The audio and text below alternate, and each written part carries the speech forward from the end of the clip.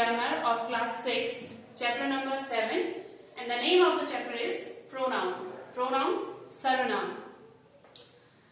Students, as we know, what are nouns? Okay, nouns किन्हें कहते हैं? हमने पिछली वीडियो में पढ़ा था कि कितनी भी चीजें हैं. In this world we have many things, and each things have their different names. हर एक चीज का नाम होता है. आप जहां भी होंगे तो वहां पे जितने भी थिंग्स होंगे उनका नाम होगा, तो उन्हीं को हम नाउन कहते हैं, चाहे वो लिविंग हो या नॉन लिविंग हो. और उन्हीं थिंग्स की जगह पे जो हम वर्ड्स यूज करते हैं उन्हें कहते हैं pronoun. For example, Mary.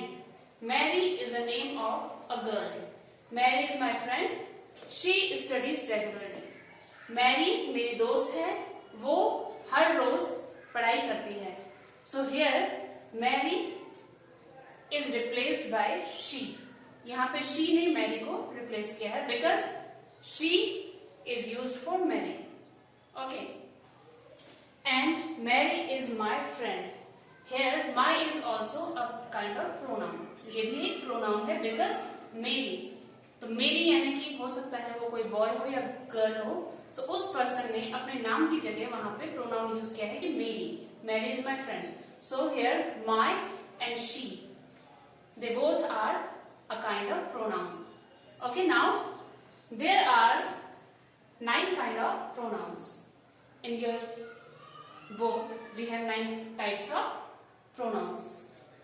As we know, first is personal pronoun, possessive pronoun, demonstrative pronoun, interrogative pronoun, reflexive pronoun, emphasizing pronoun, indefinite pronoun, distributive pronoun, and the last is relative pronoun. Okay, now अब हम इन सभी को with examples देखेंगे. Okay? Okay students, first is personal pronoun. Personal pronoun, the pronoun which is used in place of person, place, animal or thing is called personal pronoun. We can divide personal pronoun into 3 groups: first person, second person, and third person pronoun. So students, listen carefully. First person, the speaker, who is speaking something. जो कुछ अभी कह रहा है, जो बोलने वाला होता है वो कहलाता है first person, and the listener is second person, and the third person belongs to जिसके बारे में हम बातें कर रहे हैं. For example, now I am the first person because I am speaking something, and you are the listener, so you are second person. And हम दोनों जिस बारे में बात कर रहे हैं, for example pronoun, so pronoun is belongs to third person. So remember the pronouns which is used in place of person, place or thing is called personal pronoun. Okay, second is possessive pronoun. Possessive means किसी भी चीज पे अपना अधिकार या अपना संबंध बताना. Okay, for example, this book is mine. So here mine, मेरी, यह किताब मेरी है. So यहाँ पे मैं इस बुक पे अपना अधिकार बता रही हूं कि जो ये बुक है वो किसी भी अदर पर्सन की नहीं है, बट ये बुक मेरी है. Okay, so here mine is used as possessive pronoun because mine is used for possession या फिर किसी अधिकार के लिए. Okay, third one is demonstrative pronoun. As we know, demonstrative यानी कि किसी भी चीज को आप जब आप दिखा रहे हैं, ओके, प्रदर्शित कर रहे हैं, डेमोन्स्ट्रेट, या फिर किसी भी चीज पर आप संकेत कर रहे हैं, इंडिकेट कर रहे हैं. When you have to indicate something, it is called demonstrative pronoun. For example, this. हम किसी भी चीज को संकेत करने के लिए या बताने के लिए 4 तरह के demonstrative pronouns का यूज करते हैं. Number 1, this.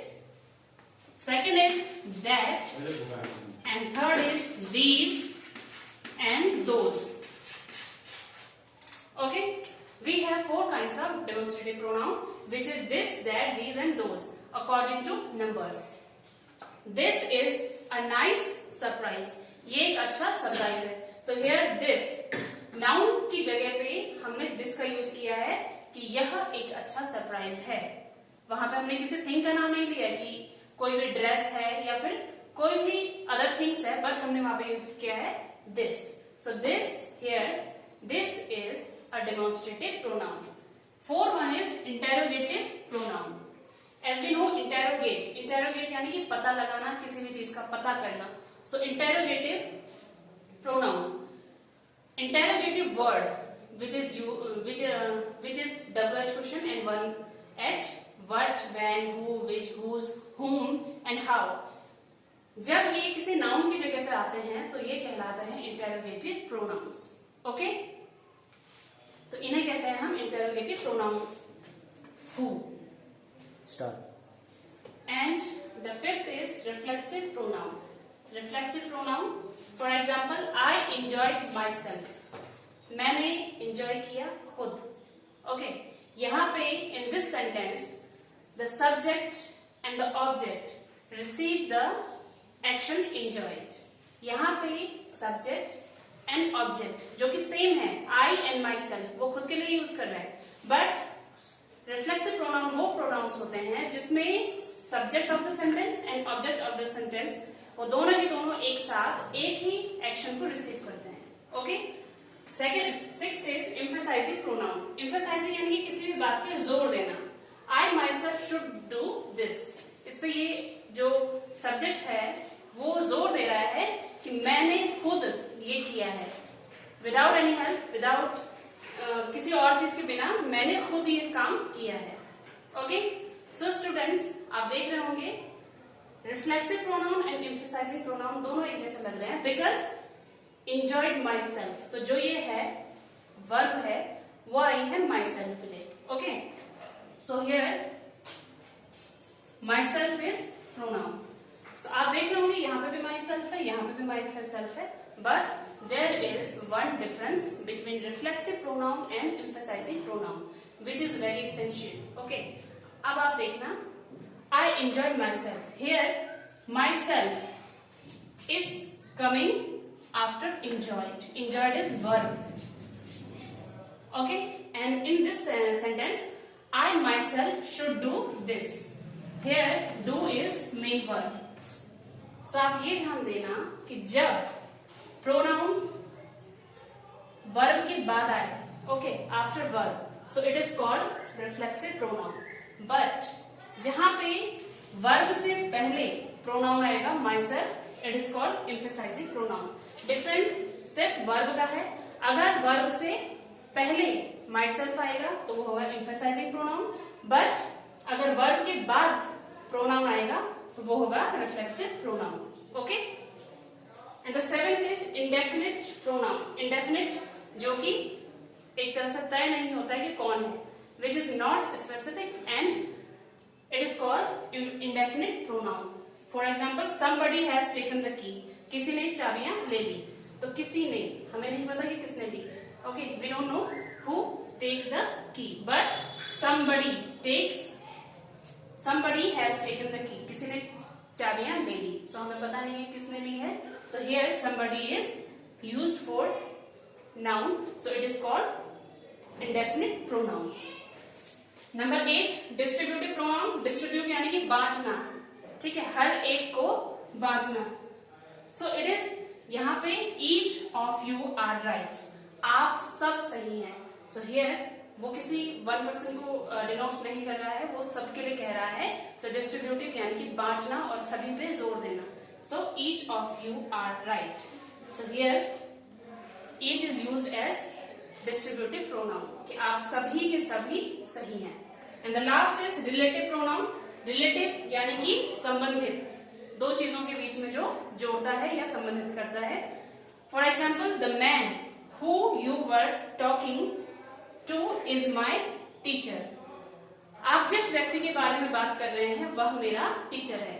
So here who is relative pronoun which is joining two words, यानी कि दो वर्ड्स को जो जोड़ रहा है। एक तो है द मैन, कि आप जिस व्यक्ति के बारे में बात कर रहे हो वो मेरा टीचर है। So man and teacher belongs to one person, ये एक ही व्यक्ति के बारे में आ रहा है, ठीक है, लेकिन हमने इसे हु से पॉइंट आउट किया है कि जो व्यक्ति के बारे में आप बात कर रहे हैं वो मेरा टीचर है. So here the man teacher and man and teacher belongs to only one person which is denotes here from who. Okay, so यहाँ पे हु नहीं क्या किया, टीचर को एंड मैन को पूरी तरह से जोड़ा हुआ है and it is called relative pronoun. So students, I hope you enjoyed this video and you have understood it very well. Thank you and have a nice day.